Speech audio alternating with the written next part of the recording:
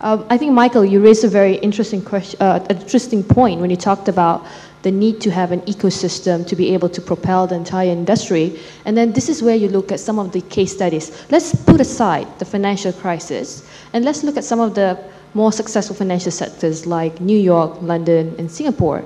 Now, one of the main characteristics that they share in common is the ability to concentrate talent in terms of, having investment banks, asset fund managers, in terms of not just the ones or the players within the core industry, but also having support services in terms of sophisticated legal regime, legal firms, accounting firms, as well as business outsourcing services.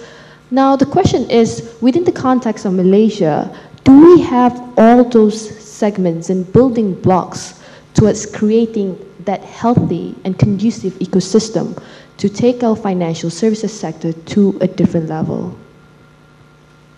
I think that's a great question.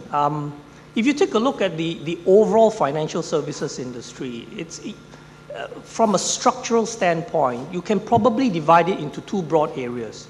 You've got one area which is really talent-led. So investment bankers like Dato Sharon and his group, the things that drive them, what are they? It is compensation.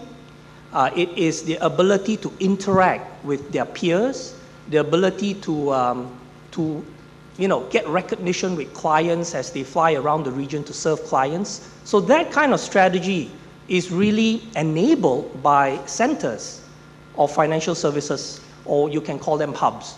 So one interesting facet of that kind of, that portion of the financial services industry is that the world has got hubs. So you've got Hong Kong, you've got Singapore, you've got London, you've got New York, and pretty soon you'll see it in Shanghai.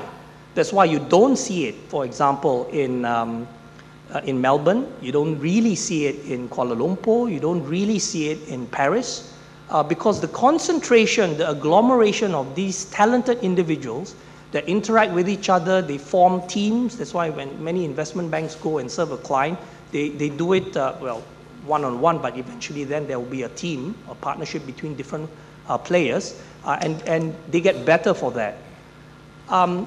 There is a second part of the overall financial services industry which is more triggered or more shaped by a factory concept. So factories that can process loans, process credit card applications, that can provide customer service at a very low unit cost, right? So that part of the industry is all about getting low-cost infrastructure, value for money skills, and locations which can serve different time zones in the world. Now, if you ask me about the first part of of the financial service industry, which is talent-driven, I think, and going back to my point about the need to bring more foreign participation here, I think Malaysia lags. We have a very serious dearth of financial services talent in Malaysia. At the leadership level, at the middle management level, very serious. I think we need a lot more. I think we need to have more visionaries and people that can execute and that can bring the best of the leading FS practices into Malaysia and use that as a springboard to get out into Southeast Asia and maybe into the rest of Asia Pacific. But if you look at this other side, the factory-driven part of the financial services industry, I think we have got many innate, valuable assets that we have here, multicultural, multi-language. Our real estate is nowhere as silly prices as Singapore. And we've got the ability to build infrastructure, quality infrastructure at speed. So I think we have some natural strengths there.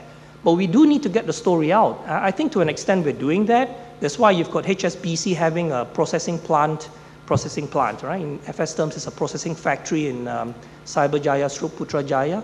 You've got the same with Citibank with their trade finance capability, and you've got Standard Chartered as well.